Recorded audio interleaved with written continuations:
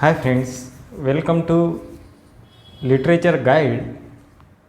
This is the second part of the last video which was on literary works with two titles. This video is the extension of that particular topic. Here in this video I have covered most of the important works in English literature with two titles. This video will also be very valuable for the students who are pursuing NET and SET exams. Here in this video I have included many important works from the 16th century to the 18th century.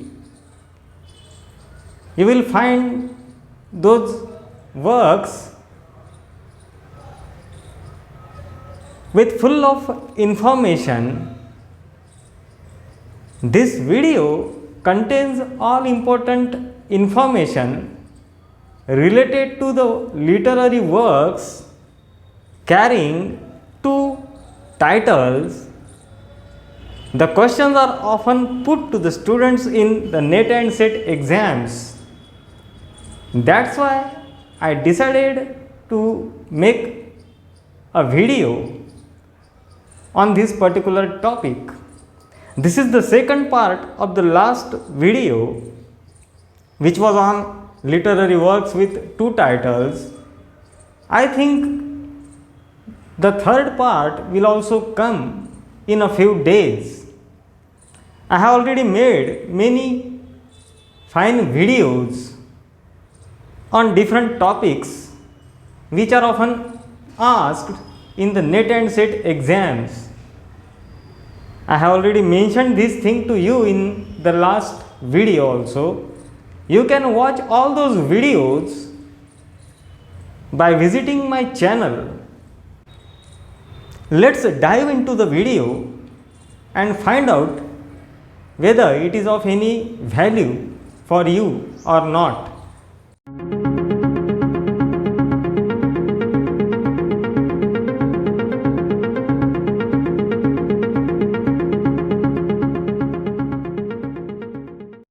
Literary works with two titles.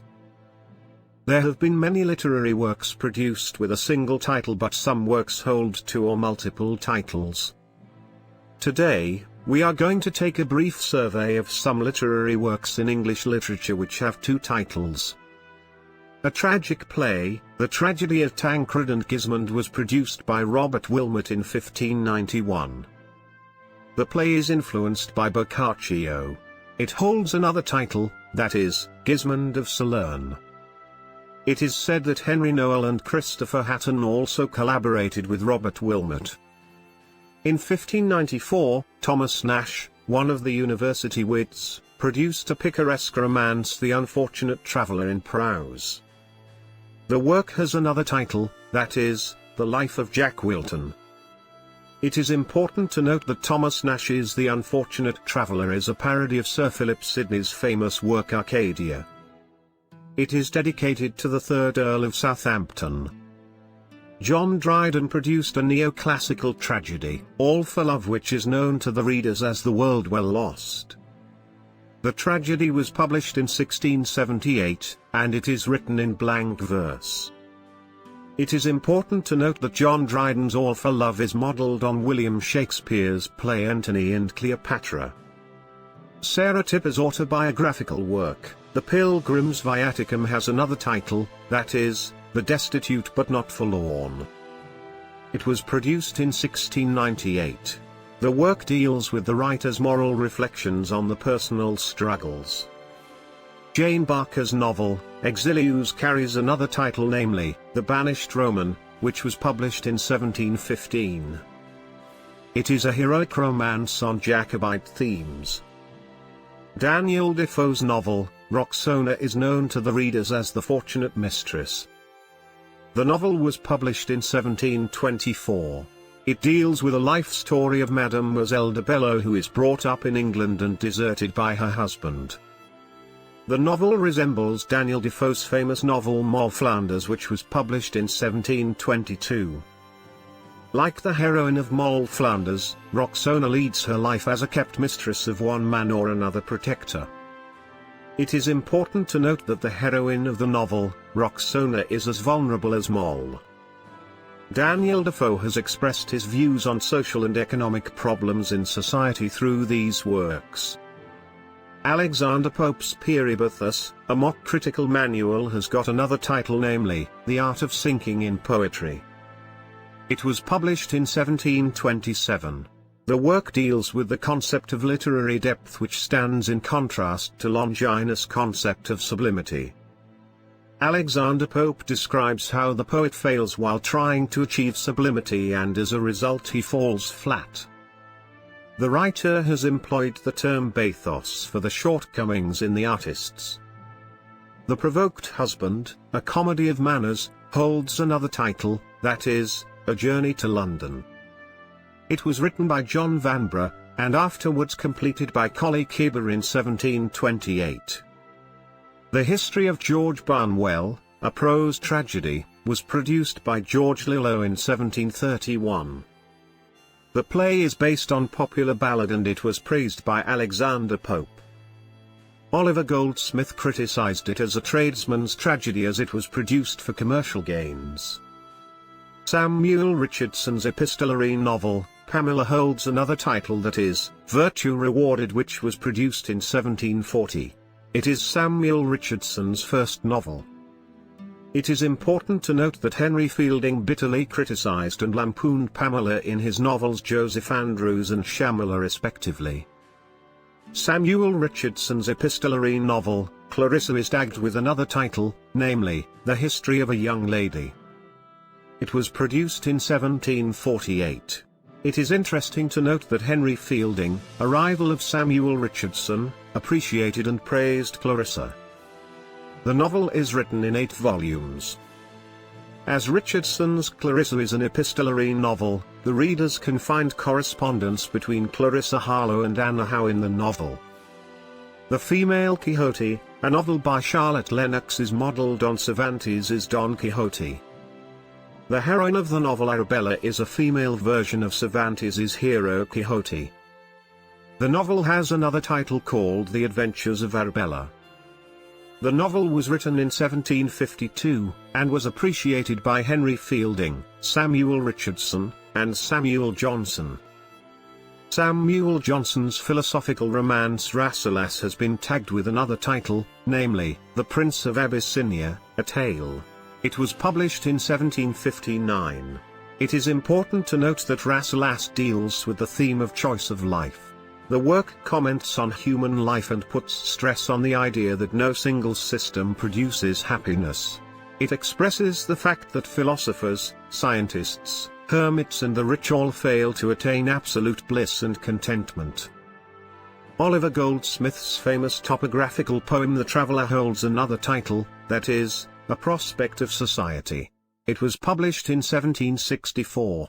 The poem presents a contrast between country life and town life. It also presents landscapes of Italy, the Netherlands and the Loire Valley. It is important to note that the poem is dedicated to Oliver Goldsmith's brother, who was a clergyman. Sophia Briscoe's epistolary novel, Miss Melmoth, has another title, that is, The New Clarissa, which was published in 1771.